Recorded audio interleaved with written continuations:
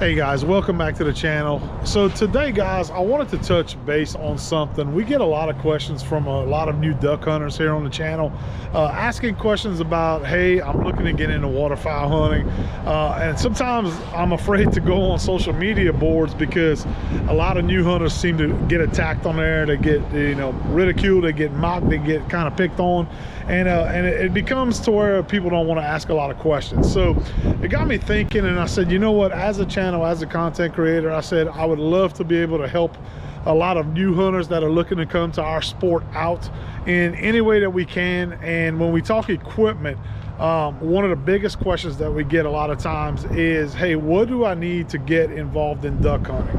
And that's kind of an open-ended question because there's so much stuff that goes into our hobby and our sport that you can start out really basic, or you could start out with high dollar equipment. You know, if you have the funds, you have the means of buying high dollar equipment, then by all means I would recommend getting the nicest stuff that you could get for your budget. And if you could get the nicest stuff, then that's the way to start out. But let's talk about low end. Most people getting into the sport, they're not sure if they're going to stick with it, they're not sure if they're going to like it, and they're not going to spend a bunch of money coming out the gate to get into it. So what I want to talk about today is just a simple boat. If you're looking to hunt public land, WMA, stuff like that, then having a boat is going to probably be crucial. Especially, I know here in Louisiana, we're down in the south, most of the places that we access, you're going to have a boat.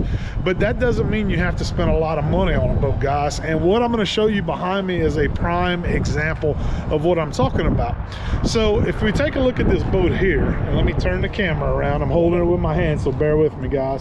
But if you take a look at this little boat right here, this is a customer of mine, their boat that that we just did a repower on for them. And this is a 1970s aluminum hull that he is setting up to do some fishing, also do some hunting, a little bit of different things. And we went ahead and put a new motor on it for this customer. But this boat is nothing that is really special, or especially when he got it. Let me say that. It was nothing that was really special when he got it, but he has put a lot of work into this little boat, and he has made it very, very nice and a nice setup. So you see a lot of modern features on this boat, such as light bars. You see a grab bar handle that was installed right here in it, in the middle of it. And I like the idea that he had on this particular boat because it's made to where he could carry a passenger with him. So you see this little grab rail that he made in the boat, but then he just simply put an ice chest as a seat for a passenger. So that's a really good idea. I like the way he did this. This is a metal bar right here, which is nice. He has a switch panel, I'll show you guys, that he rigged onto it. So it's set up and thought out very, very nice, the layout of this boat. He has storage up underneath the seat. He could store, which was probably just an old bench seat that he made with storage, out of this John boat. And like I said, this is a 1970s model 15-foot aluminum John boat.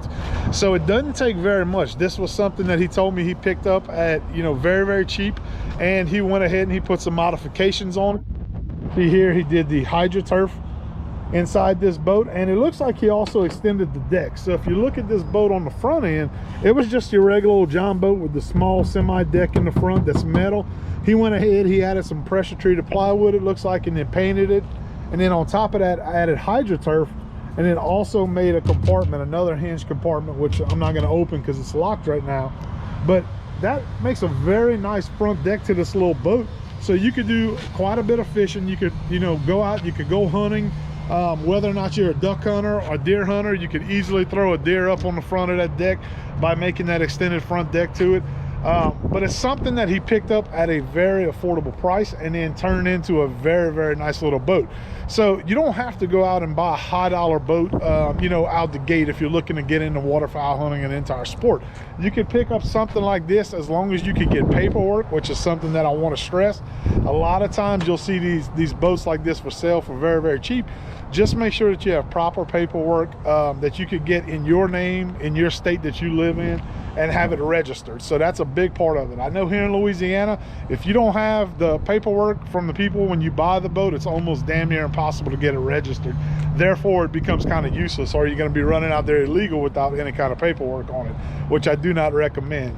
But yeah, this is a great example, and I wanted to share this. You do not have to have tons of money to get into the sport. You could go out, pick up a little John boat like this, something very, very simple.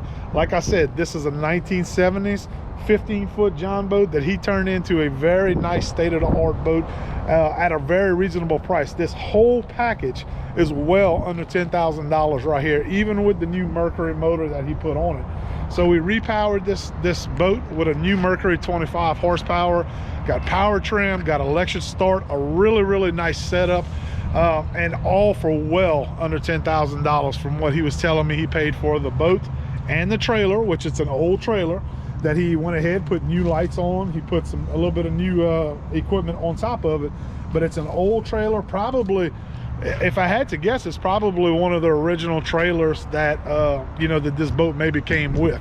So no telling what motor was on here. It looks like this particular little setup was a side console, but he went ahead, took that out of here, made it an open floor plan in the middle, nice fishing deck or nice hunting deck up on the front. This would be a great spot for somebody if you want to make a boat blind out of this. You could go ahead and have somebody sit up here. You could have another guy right here in the middle, and then of course you could have another hunter right here on the back. This would be a perfect little setup for 3 hunters to go out there, build you a boat blind on top of it, and you would be set up for well under $10,000. And I'm saying $10,000, it may be even less than that actually.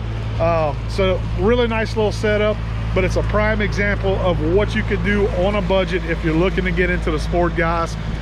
You don't have to go out there and spend a ton of money. So pick you up a little John boat, get you a motor. Doesn't necessarily have to be a new one like this one was. It could be a good, reliable, older motor, and you will have yourself a duck hunting machine, shallow water machine. You could go just about anywhere, and you could get to any ducks that you could have on public land, just about anywhere you go across the country, guys. So hope this helps you. This is Jacob with Last Stop Waterfowl. If you like it, guys, smash that like button, smash that thumbs up, and that subscribe button. We'd appreciate it. And until next time, we'll see you again down the road.